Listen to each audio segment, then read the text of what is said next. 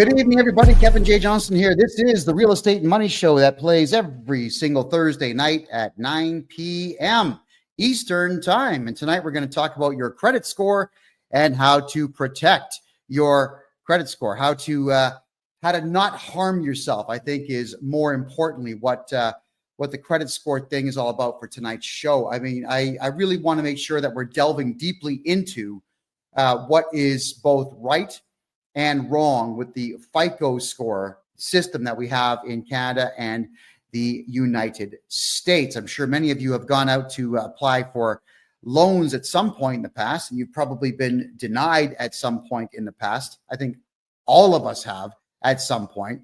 And with being denied a loan or just an opportunity even to rent, it's soul crushing. It's heartbreaking. And typically you have no idea why you've been crushed, why you can't get that loan, why you cannot rent that place, why you can't get the car lease that you want, why you can't get a simple $500 credit card. These are things that are very important to understand.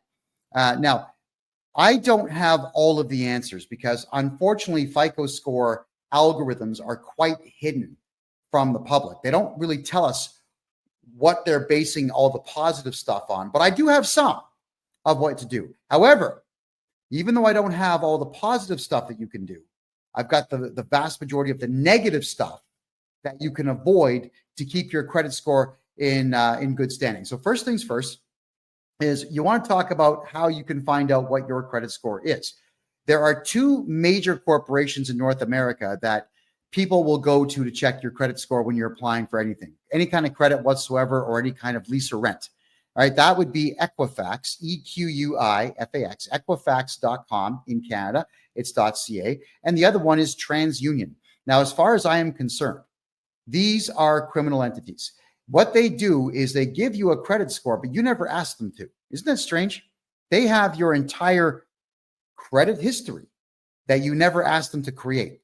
They have a credit score for you that you never asked them once to keep on. They're keeping records on your spending habits that you've never given permission for them to do. But somehow, if you've got a social security number in the States or a social insurance number in Canada, somehow they will know that you have these very things. So how do we combat this nonsense? And it is nonsense. All right. For TransUnion and for Equifax, all of you have to find out what your FICO score is. It goes, I think as low as 300, it goes all the way to 950. If you have a FICO score of 750 or higher, you're going to be pretty good at getting bank loans out there. And there is a way to get that to happen. I'll cover as much as I can in the next 52 minutes because it's only an hour show, everybody. How do you get your score? Well, Equifax and TransUnion, because of whatever deals that they've signed with the government, have to give you one free credit score of your own each year. So you go to their website, equifax.com or .ca, transunion.com or .ca, and you give them your necessary identification. Don't use a driver's license. If you've got a passport, always use your passport for any form of identification in Canada. Anytime at all that you want to know or do anything for that matter, it's passport only. It's nobody's business where you live. I know that a lot of you out there don't think that you've got the right to have your driver's license go to a PO box, and many of you can't afford to have one, but maybe 10 or 20 friends should all get together and have a PO box, split the cost, and send your driver's license there, just so that there is nobody spying around your house looking for what you got. All right. And the reason I say that is as a podcaster, unfortunately, when I was podcasting in Calgary in 2021, everybody in the city knew where I lived. They all knew that there was going to be a podcast taking place there. So we always had to double lock and triple lock our doors. So we had the front door was locked. We put a steel cage over the window of the room that we used, and we installed an extra door in the hallway and put a lock on that just to buy time if anybody chose to break in. It sucks when people know where you live. So don't let anyone know where you live. But you are allowed to get yourself that free credit score, and you got to find out everything on that credit report that is harming you. Now, you have the right to object to everything on your credit score when you get it. Now, don't be silly and object to everything at the same time. What you got to do is you got to pick on small stuff. So what you got to look out for is late payments on credit cards. You got to look out for a bill you didn't pay and figure out who it was you didn't pay it to. You got to look for what's called the R9. R9 is when you just completely abandon a debt. All right. How do these things get there? Well, people that you didn't pay will put it there. Sometimes people you don't like will put it there to damage your credit score, damage your reputation. So you want to begin writing simple letters, send them registered mail to Equifax saying that you have no idea what that is.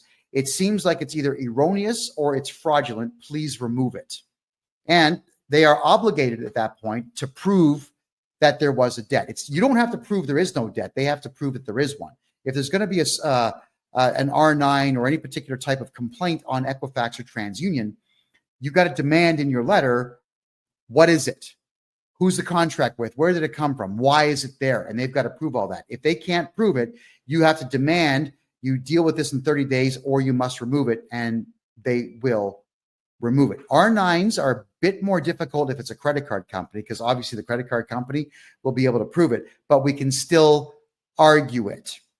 You want to make sure that each time you get something off your credit score, that you send another letter in complaining about the next thing. Get your credit score to be patched up as quickly as is possible. Now, what is it based on? Well, here's a graphic, everybody. I got to put this white piece of paper here so you can see all the numbers. All right. 30% of your credit score is based on the amounts that are owed. 10% is on new credit that you acquire. 15% is the length of your credit history. I'll move the microphone here. 10% would be credit mix. It's not really defined all that well. And 35% will be your payment history. Okay, where do we begin with this?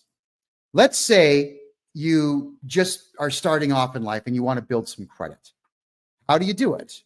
Well, you would apply for a simple credit card, get yourself the minimal amount, which is a $500 credit card. They usually will just give those out to everybody. They really will. Go to a bank machine, take a cash withdrawal, hide the money somewhere. A week later, pay it off. Do it again, pay it off. Do it again, pay it off. Just keep doing this. So while you're taking cash withdrawals on your credit card, now don't make purchases because you got to pay for the purchase. You're taking out cash and you're going to put it back on. Yes, you're going to pay a transaction fee, depending on the machine, $1, $5. It's going to be something like that, but you're building credit. You're building a history of paying your bills to a major creditor. Then you'll go to a bank, you'll open up a bank account, and you'll ask for a very small bank loan. Let's say $1,000. Why? Oh, it's for school and I got to buy a laptop. Oh, okay, that's fine. They'll get it to you. Don't spend it. Put the money in a hidden, hide the money somewhere that no one's going to find it. Make 3 payments and then go pay it off. Now you got to ask for $2,000. Repeat the process. Make 3 payments and then pay it off.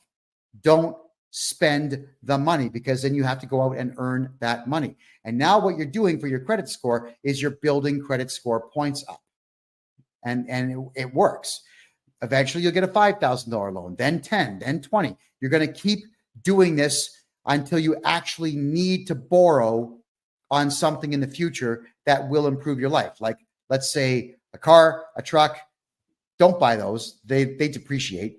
Better yet, a house. Or you could lie and say you need a loan to buy a house, but then just go ahead and buy a ton of Bitcoin. And when the Bitcoin appreciates, pay off the loan. All right. You always want to make sure that if you're building credit, that you're constantly paying these loans and these credit card debts off. And it's all about borrowing money, not spending it, and then paying it off within a timely fashion, we'll call it, within a good period of time. But what they don't tell you is, let's go back to this chart here, is that new credit is only 10%. All right. So it's only 10%, but 35% is your payment history. So if you get small amounts of credit here, like 10%, and then here, you get 35% based on your actual payment history, 45% of your credit score could be based on your decision to take money out on your credit card and pay it off, take out small bank loans, and pay them off. Amazing, isn't it? 45% of your FICO score is based on you gaming the system. Hey, I wish they told us that. They should teach us this in school, but they don't, because they want you in debt. I want everybody watching this show to make money, get bank loans, and be out of debt. That's what I want. So I'm telling you that you got to pay attention to the fact that 45% of your FICO score is going to be based on you borrowing money and paying it off. You do it forever, for your entire life, starting from the day you become an adult till the day you die. Keep building the FICO score. Now, why would you want to do this for your entire adult life? Well, you didn't hear this from me, but let's say by the time you're 60 years of age, you've had enough of society, you've had enough of human beings, you've had enough of working, you've had enough of everything. Let's say you've got a really good FICO score, like an 820. You could walk into a bank at that point and say, hey, I got an 820, I've got no R9s, I'm really good with my credit. You could take a bank loan for, let's say, 300, 350, and then go to, I don't know, Vietnam, Thailand, and live like a king. Don't bother paying it back. So what you're doing here is you're building your credit up to the point where you can just borrow a huge amount of money and retire. There you go. I'm not saying you should do that, and I'm not saying you should aspire to rip people off, but I'm saying you've got the option to do it should you decide that's the way that you want to get yourself into retirement. Why would you want to do that? Well, because Canada Pension Plan is going to be empty by 2032, so it's not like you're going to get a pension, and it's not like Social Security is going to be doing any better. I think, personally speaking, that the Social Security in the United States is going to be empty by 2040. I don't see a way to keep it afloat. It's a big Ponzi scheme, and it's running out of money. And now that all the illegals are going to be collecting it, good luck, America. So you're paying all these taxes into this system, and you're not going to benefit from it. So why not have the adult plan to have that money ready to be able to be borrowed by the time you hit that age, so you can disappear with that money? I mean, look, when a bank gives you a loan, it's not like they're taking money from the system and giving it to you. They are creating it right there on the spot. It's called fractional reserve banking. So when you get a bank loan from the bank, they put a lien on your property, but they just create the money. It just gets created from nothing. So let them create $350,000 for you when you're retiring, and then go somewhere else and spend it. Enjoy life. Live it up. You've earned it.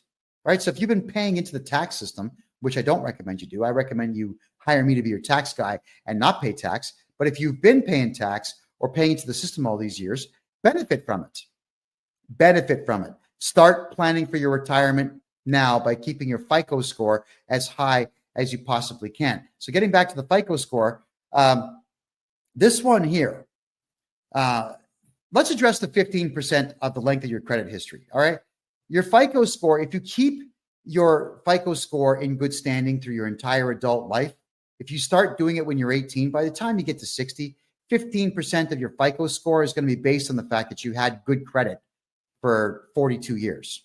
So keep your credit good in that time as best as you possibly can. But this is the one here that I want to warn everybody about. 30% of your FICO score is based on the amounts of money that you owe. Now, this is where I can really help you out. You got to remember that the way that the credit companies do this is that they've got hundreds of things that go against you and just a few dozen things that help you. Equifax seemingly is in the business of destroying you. Equifax seemingly is in the business of keeping you down, of not allowing you access to the capital that you need to become wealthy. That's what it seems like they're doing, which again, in my opinion, makes them criminals. But it's not like I can walk in there and just shut the company down, but I can tell you how to combat them. Knowing that 35% of your FICO score is going to be based on bad debt that you carry, here is the way to protect yourself. Let's start with basic rudimentary stuff. If you get a cell phone plan, doesn't matter with who. In the States, you got all of them. AT&T, you got Verizon, you've got Virgin, you got them all. In Canada, there's not as many. You've got Fido, Bell, Rogers. I think Cogeco just got bought by Rogers. There aren't many. It doesn't matter if you pay your cell phone bill on time for your entire adult life. That does not increase your credit score, which means that your cell phone bill should never be in your name, because I'll tell you why, is because there's a good chance at some point you're just going to forget about your bill. You're just going to forget.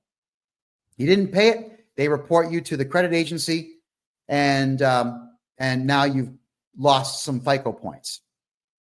That sucks. How do you come back? Oh, let's have with this one. Let's just say they don't tell you about your roaming fee. And this has been happening with a lot of Canadian accounts. You go to Italy or you go to Germany and your phone gets turned on for just a brief second by accident. And all of a sudden, boom, $1,500 worth of roaming fees, just like that. Crazy. And if you don't pay it or you argue it, they just tag your credit score. So you can never put your cell phone in your real name, ever. You can't really do that with Bell and Rogers and the big boys because they want to see identification. But you can do it through a corporation. That is correct. You take your corporate documents in. You say, "Hi, my name is, here are the corporate documents. We want to get a corporate cell phone plan." Then they'll say, "Well, we want to secure it against you personally." I'm saying, you tell them, no, it's for the corporation. If you guys shut down this phone, we can't do business. I'm not going to secure it personally. And if you argue enough and just decide, okay, you know what, leave, then go to another cell phone dealer. They're all over the place. How many times have you seen foreigners that own cell phone shops? They'll find a plan. Somebody will do the deal. Just keep doing it until you find someone to do the deal. Make sure your cell phone plan is never in your name, ever. Okay? You get that? Doesn't matter if you're paying on time. It doesn't help your FICO score. But if you miss one bill, it hurts your FICO score. So your cell phone has got to be in that name or a company name, which you could also do. Let's say you're renting a place and you've got to pay utilities.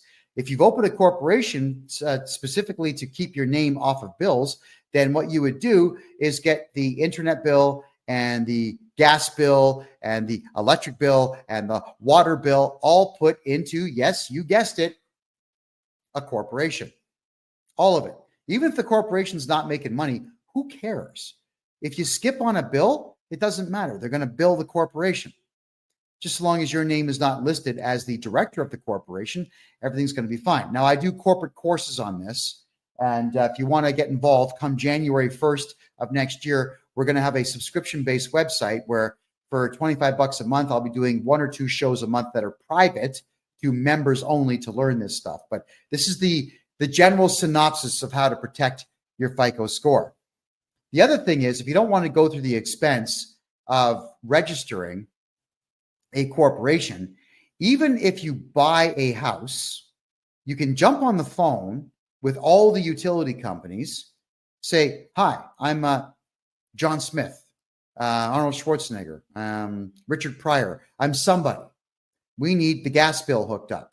In most provinces in Canada and about half of the states in the United States, they don't ask for identification or even clarification.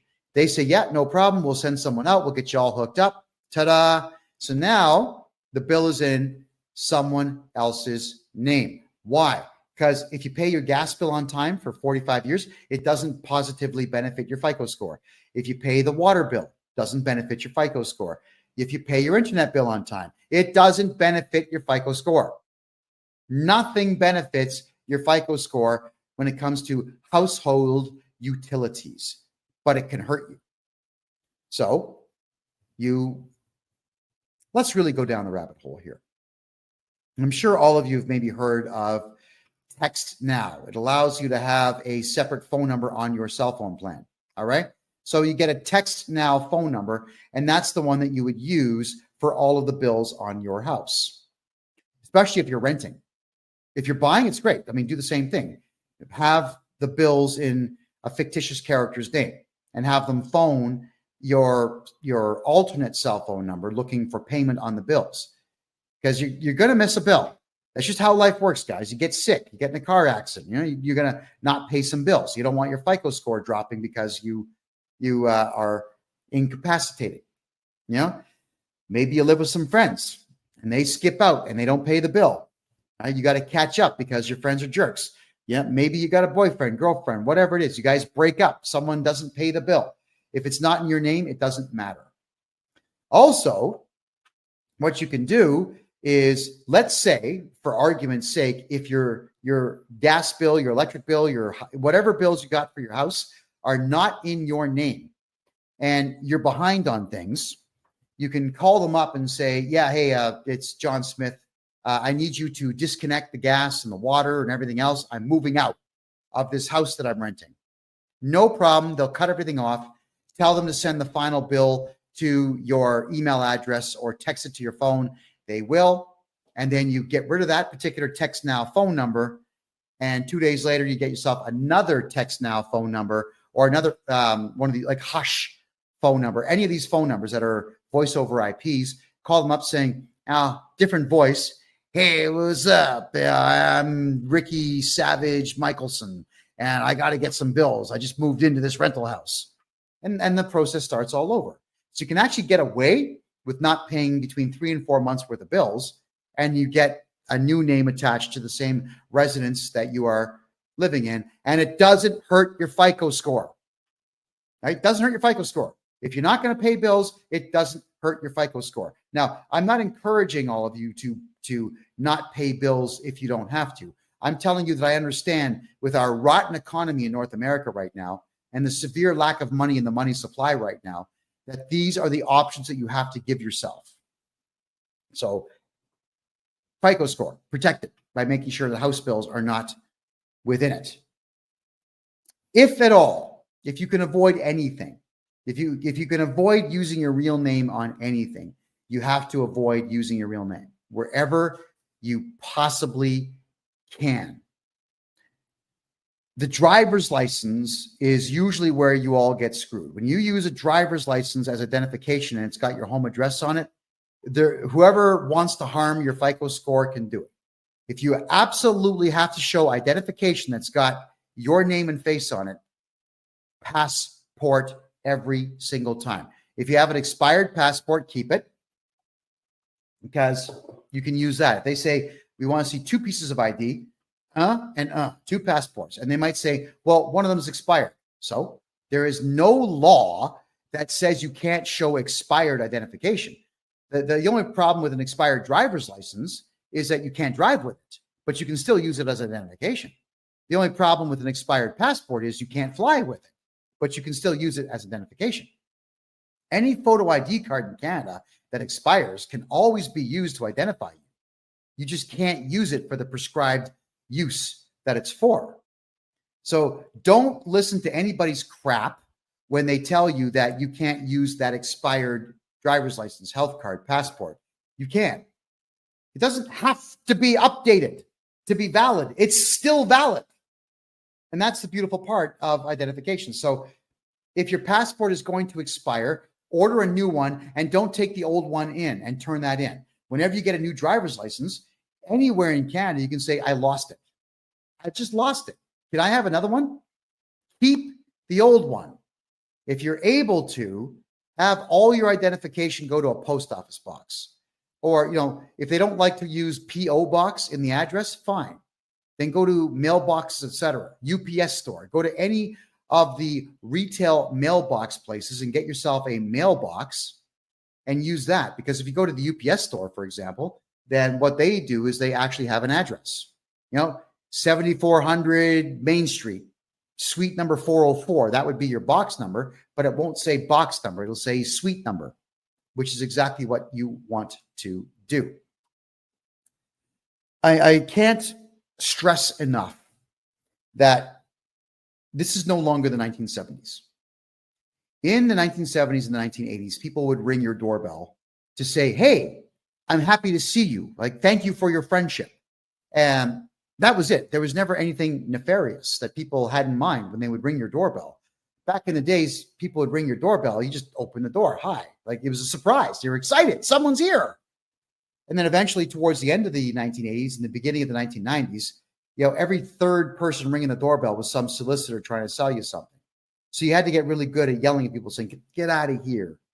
And it's annoying to have someone, unfortunately, they are legally allowed to do so. The law says they can ring your doorbell, but they have to leave when you tell them to. I don't want to get out of my chair or stop what I'm doing to answer the door for someone I don't know. I really don't, but it is what it is. And now, 9 times out of 10, when someone knocks on the door, it's someone looking for money, or it's the cops asking you why you said that thing that time on social media, or the cops are saying, well, someone complained about your car and we're here to investigate, and so on. Yeah, it's someone looking to gain money or leverage from you or on you these days. So unfortunately, with the way the world is these days, you want to make sure that nobody has access to your front door anymore. This is not to do with your FICO score. This is just you personally protecting yourselves. If you have the means to build a cage in front of your front door these days where someone has to enter the cage to get at your front door, I strongly recommend that. It's sad that our society's crumbled that way, but it has. So you cannot let people have leverage on you. And that's the same thing with phone calls that come in.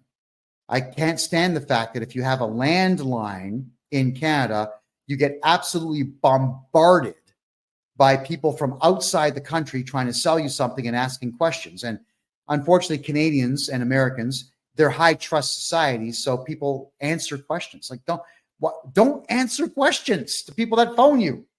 They're fishing for information to steal your identity. Start hanging up the phone. It's regrettable, but we have to unfortunately go to cell phone plans and not have landlines, specifically to not get phone calls from solicitors. And when you do buy something online, or you give information online and someone else starts tagging your credit card to buy stuff, it can harm your FICO score. Got to be very careful who you give your information to. So please do not give your home address to anyone. Do not use your driver's license as identification for anything. If you're in a rental house, use fake names to get utility bills done. Passport only for ID for anything. And if you can avoid using your real name, avoid using your real name. And even for things like signing your kids up for sports. Yeah, you've got to give your kid's birth certificate up. But when they say that we want to see a hydro bill to prove that you are living where you say you are, no.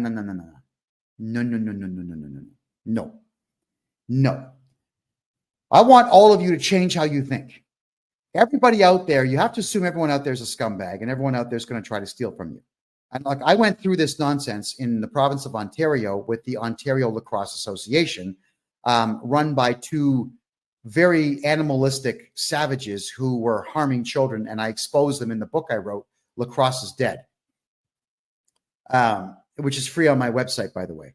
And in there, what they would say is that if you were going to sign your child up to play lacrosse in my hometown, Mississauga, that you had to prove you lived in Mississauga. Why? What does it matter?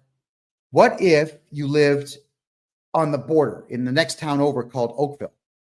But to play in Oakville, you had to go 24 kilometers that way instead of 1 kilometer that way. Why would you want to waste time and fuel? Why do you have to prove this? So all of you, when you know in advance that you may have to show a bill to prove that your kid goes there, get an affidavit done instead. Write up an affidavit. Hi, my name is, I'm of this age, and this is to certify that I live in the province of Ontario and the city of Mississauga in the community of Arundel, Meadowvale, Cooksville, Heartland, whatever. I live in the city of Toronto in Scarborough. You don't have to give your address, because if you're swearing this in and having an affidavit stamped in Canada and the United States, it's just like you testified in court. They've got no choice but to accept it. And if they don't, you can do what? File a lawsuit. That is correct. The problem with the Ontario Lacrosse Association, and again, it's all in my book, is that they were taking the birth certificates and they were taking your home address and they were selling the information. They were selling your information to others. Okay. So I'm turning my Wi-Fi on, everybody. I think I'm getting some complaints that my mouth is not synced with my audio. So tell me if it gets any better there on TikTok, please. Yeah, they were selling the information. So at any given point, your FICO score can be affected by the fact that your information is being sold to others, because you never know what is going to get done with the information. You just absolutely never know. So please use affidavits when you want to tell someone, I live in a city, and don't put your home address on it. We all have to protect ourselves. So getting back to the FICO score pie chart here. All right, let's go through it again. 35%, you can see right there, 35% of it is based on your payment history. So keep that going. 15% right here is based on your length of credit history. So the older you get, the higher the score will go if you keep your credit score in good standing. 10% is based on new credit. And 30% in the red here is based on debts that you owe. And then the 10% credit mix, this would be, were you successful in getting a bank loan? If yes, how many times? Were you successful in getting a mortgage? If so, how much and how long ago, and so on. Do not apply for loans on what's called a hard credit check unless you've already done your own soft credit check. Here's the difference between the two. A soft credit check is not you applying for something. It's you checking out your own credit score. Every time your credit gets searched by somebody, it hurts your credit score, which is why you need to get your free credit score checked from Equifax and from TransUnion. You have no choice. You just have to do these things, everyone. Why do you have to do them? It's because you need to know who is trying to rip you off and who's trying to hurt you. When you get your credit score from them, you need to also look and see how many hard credit checks that there were. Because with the use of an affidavit and a letter to Equifax, you can actually write a letter to Equifax and TransUnion and tell them, hey, someone did a hard credit check and I did not authorize that. They will actually have to produce a signature showing that you authorized that credit check to be done. And if they can't produce that signature, which you probably didn't do, they have to remove that hard credit check. So a hard credit check is you asking for credit from a bank or credit from a financial institution or credit from anyone who involves themselves in lending money or a financial institution. You don't want hard credit checks there, right? The soft credit check is something that banks will do once a year on you just to see what your credit score is so they can adjust your bank rates up and down. It's criminal that they do it, but they do it. And the soft ones, they don't show up. So we got ourselves a troll. I just have to get rid of the troll, folks. Give me a second here. There you go. And blocked. There you go. Okay. So thank you for that. So you want to make sure that you are not letting them do the hard credit checks. The soft credit checks, they will do. The soft credit checks do not show up on your account. Be very careful how many hard credit checks that you yourself go for. If you go to get a bank loan, they'll do a hard credit check. If you don't get the bank loan, that shows up on your credit score, which is why you always have to start off with small bank loans. They might even ask you, do you have any collateral? Yeah, I've got this watch. I've got this gold bar, like whatever you have. You may have to actually let the bank hold on to things for you. Keeping in mind, if the bank loses it, they've got to compensate you 100% plus whatever other fees you demand from them. So yeah, secure the bank loan with gold or silver or jewelry if you need to. But start building your credit using the methods that I have talked about. Hard credit checks, you got to get rid of them all. You have to be in constant watch of your credit score and eliminate as much as you possibly can using everything at your disposal. And I've given you a gold here tonight, everybody. So I'd like everyone watching the show tonight to go to Equifax and TransUnion and request your free credit score. And they will send it to you. And look at everything on there and start to comprehend how easy it is for someone to harm your credit score. So if there's any questions that anybody has, I'll go right ahead and I'll take those questions now. Throw them in the chat room here. This is to do with your FICO score, everybody. It's to do with credit scores. You want to make sure that your credit scores stay intact. Oh my God, we got trolls here tonight. I thought we got rid of all these guys. Oh man. There we go. Confirm. Sorry, guys. Occasionally we get trolls coming in here that like to badmouth me. There's a propensity for, we'll say, non-conservatives to not appreciate the fact that I'm teaching people that the conservative way of doing business and living life tends to be the more successful of the two. So for the profanity that sometimes show up in the chats, I do humbly apologize to all of you. FICO scores themselves, I've been asked many times if it's possible to remove yourself completely from the FICO score. You know, we did have a friend of mine. I helped him write a lawsuit against Equifax because what they were doing was they were interfering with his capacity to live life the way that he wanted to. He served them, but he didn't pursue it. I actually was very curious to know what the judge would have said about a FICO score company keeping your FICO score without your permission to have even opened up your FICO score account in the first place. Okay, so Nada says, renewing a mortgage, and I'm not comfortable showing my bank accounts as proof of pension income. Nada, if you wanted to, you can get a hold of me on my website, kevinjjohnston.com, and you could, I can give you the contact information of a mortgage broker who can get you into a private lending situation where you don't have to show that to anybody. Because the private lenders, they're not going to check your credit rating. They're not even going to check your income. They're just going to ask if you can secure the loan somehow, which of course would be the house that you're borrowing against. And there you go. It's probably going to be 1% above prime, but at least you'll get it guaranteed without having to prove anything to anyone. And that's what the banks do. You see, Canada has asset-based lending, which is why the economy is garbage. If you don't have $1 million, you can't borrow $1 million. That's the insanity of Canada's banking system. Whereas in the United States, everything is capital-based banking. So you go into the bank with a really good idea and they'll give you money because they're hoping to make money off of you. And American banks are really, really, really good at writing off debt and selling debt to others. All right. So that is why it's so difficult to get things done in Canada. So if you're having a difficult time getting credit in Canada, it is because the system in Canada works against you.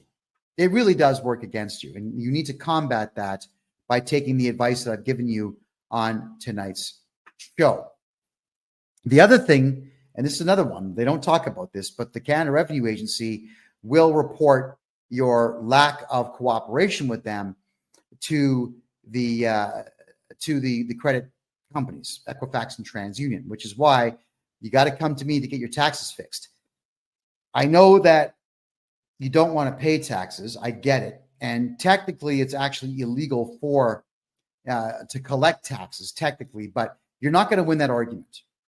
If you're going to pull the free man on the land stuff, the sovereign citizen stuff, you're going to lose. So what we got to do is make sure your taxes are done properly. I can get you back a fortune. Look, if I was to redo your taxes and get you back everything you paid over the last 10 years, that's not going to affect your FICO score negatively. But if you don't do your taxes for 10 straight years and you ignore them for 10 straight years, you better believe that will affect your FICO score. When we do all your taxes at one time and we find out that you don't owe money, it's going to increase the FICO score a little bit, but not much. It's not like the CRA is going to report to the credit agencies saying, oh, yeah, now he did his taxes, remove that, please. That's not what they do. That's why you have to be in constant contact with Equifax and TransUnion to be able to reverse the damage that's being done on your credit score. So to be able to remove yourself from the whole credit score thing is not something that I have pursued yet, but I'm sure at some point we're going to be able to figure that out. I'm sure there's case law somewhere in the world where that has been done. And if anybody out there knows the case law, send it to me and I'll read it and I'll interpret it and then I'll get another interpretation on it and then we will talk about it on this show. So everyone, FICO scores, very important. And for the next 15 minutes, what I will do is I'm going to recap what I've talked about in the last 45 minutes. So for those who are joining us late here, you'll get a chance to hear what I have to say on this. And with your FICO score, it is based on the following factors. So let me just bring the let's see here, and bring the chart back up for you.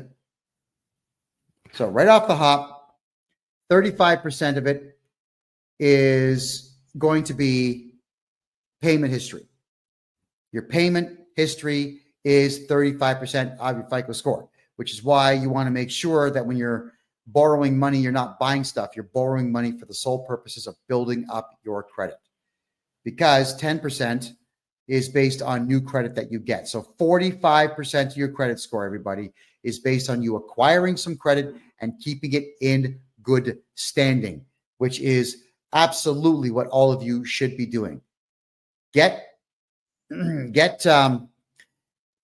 I was saying earlier in the show is you go to your bank machine with your credit card, get a credit card for $500 on it, take money out, hold on to it, pay it off a week later.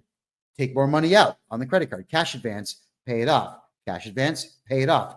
If you do this every week, that's 52 positive FICO score increases per year on just that one credit card. So once you've done that, you could apply for another credit card. So get a Visa and a MasterCard, both with $500 on them, and do the same thing, like Visa, MasterCard. Go to the bank machine, pull the cash. So if you have 2 credit cards, then that's 104 positive influences that you can have on your FICO score. Isn't that incredible? So after a year of doing that, as I said earlier in the show, you go and get a bank loan for a small amount of money, $1,000. Tell them you're buying a laptop for school. Keep the money in your room, hide it, make 3 payments, pay off the loan early. And meanwhile, while you're doing this, you're playing the credit card game. Then get a loan for $2,000. Make 3 payments, pay it off. Don't spend the money. Never spend the money. You're just taking it out for the purposes of putting it right back in and building your FICO score. Just keep getting bank loans so long as you've been building credit slowly. And then eventually you'll have yourself in a position where you could get a mortgage in the future. And let's just say you do get a mortgage in the future and you pay it off in good time and good standing and whatnot. And you keep your FICO score over 800 points. By the time you get to your 60s or 70s, you can get yourself a very big unsecured loan and just keep the money. And that's your retirement plan. So your retirement plan should not be Canada pension plan. It should not be Social Security in the States. It's going to be empty by the time anybody my age gets to retirement age to collect on it. You're never going to collect on it. Build a good FICO score. Take the money, take a loan out when you get older, pocket the dough. Pocket the dough. It's yours. That's why I'm encouraging all of you to build credit and keep it in good standing. When you rent a house or you buy a house, none of the utility bills in that house should ever be in your name. Just in case you forget to pay a bill, you get sick and you can't pay a bill, you lose your wallet, you can't pay a bill, you get robbed, you can't pay a bill. If it's not in your name, it doesn't matter how late you are. It's never going to affect your credit score negatively. And that's exactly how you should want it, where it never affects your score negatively, period. Cell phones should never be in your name because at some point, I promise you, you will miss a bill or you're going to go over on your data or someone's going to ghost your phone and they're going to use your data. You got a big bill and you can't pay it, never in your name. And if that means that you need to get prepaid phones, then so be it. Not a problem. And for those who want to buy a property here in Panama, everybody, get a hold of me on my website, kevinjjohnston.com. Now, how do you not use your name when you're getting bills? In Canada, it's real easy. When you phone up saying, hey, from an alternate phone number, like a hush phone number or a text now phone number. Hey, what's up? My name is Billy Joe Jim Bob Barker. and I would like to have gas in this house. I'd like to have water in this house. I'd like to have internet in this house. So my name is Billy Joe Jim Bob Barker, and the address is 123 Jason Street. Come and install it, and they will, because the utility companies, they're all greedy. They'll just come and install it. Never in your name. Never in your name. Because, and I don't like to encourage this, but I'm just saying, in case you have to book it fast, you got to move out fast, just get out, and you don't have to pay those bills. Hotmail's free, Gmail's free. Whenever they ask for an email address, give them an email address. It's like not fake. It's valid, but that's the one that you're going to use for those particular sets of bills. And that way your FICO score never gets hurt because you have missed bills or you skipped out on bills. It's a rough world out there. It's a very rough world out there. And quite frankly, with the nasty and useless service I've gotten in the past from Enbridge, Gas in Canada, from EnerSource, from all these companies, from Bell Canada for phones and whatnot, I don't care about them. These are multi-billion-dollar corporations that are multi-billion dollars corporations, not because they're good at what they do, but because they were established more than 100 years ago. So they've had 100 years to amass wealth. That's what it is. And do I care that the founders of the company may not like the fact that I'm not paying the bill? They've been dead for maybe 50 years. Who gives a crap? I don't care about massive conglomerate companies. My job is I help the little guy. I've been doing that for a very long time. And I help people retain their tax dollars, get their tax dollars back, not pay taxes and not pay bills that are going to interfere with their FICO score and their credit score in the future. And Shooker, if you haven't done your taxes in 10 years, it's okay. Get a hold of me. I'll get them all done for you at one time, and you're not going to pay a penny to the CRA. That's a promise. Get a hold of me, and we'll get them done. My name, KevinJJohnston.com. Let's wipe out your tax bill. And in fact, I prefer it when someone hasn't done their taxes for 10 years because I can get that tax return done in about 3 days. You're going to owe no money. It's going into the CRA, and that'll be the end of it. All right. So that's how it all works. Awesome. Okay. Next here, I'm just having a quick look at the questions now. All right. Moon Goddess is asking, shouldn't credit scores be irrelevant since financial institutions go into our QV accounts that are all caps? That's free man stuff, Moon Goddess, and that stuff may work if you are an absolute expert in it, but for the most part, it doesn't work, and I wouldn't count on that. What I would do is play their game in their arena, keep your FICO score as high as you possibly can, and you're going to be just fine. All right, stay away from the free man on the land, people. Okay, guys, they're going to hurt you, not help you. That's the big problem with the free man on the land stuff is you've got individuals who think they've got some magical solution, and they don't, using magic words, like sprinkling fairy dust on your paperwork and it goes away. It's not how it works. Do it my way. My way is I know the law. I've studied tax law for 40 years and criminal law for 20 years and civil law for 20 years. I know what I'm doing. We use the law and the rules of the land against them. Do it that way. How do you become a millionaire farmer? Not in Canada. But if you are a farmer and you contact me, the Canada Revenue Agency expects farms to lose money for at least a decade. So I can make sure your farm loses money and you don't pay tax. At least I can do that for you. So maybe on the years where you make $400,000 or $500,000 on a harvest, you can keep it all instead of paying tax. You know, that's the part I don't get is farmers feed entire cities. It's true. They do.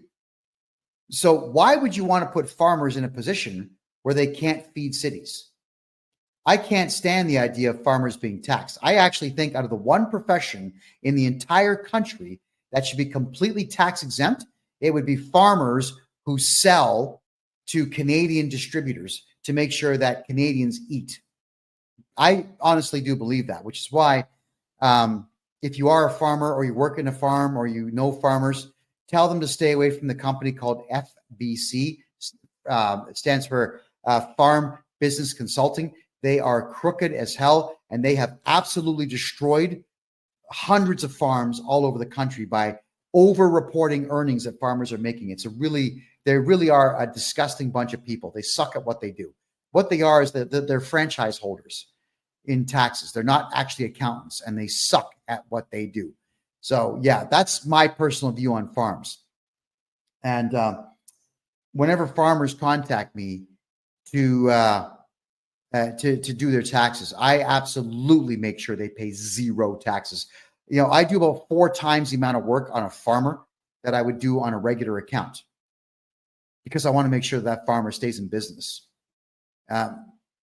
If anybody ever wonders if I'm lying to you or not, just understand the fact that when Stalin caged everybody into the Ukraine and took over all of the farms and then shut them down, what happened?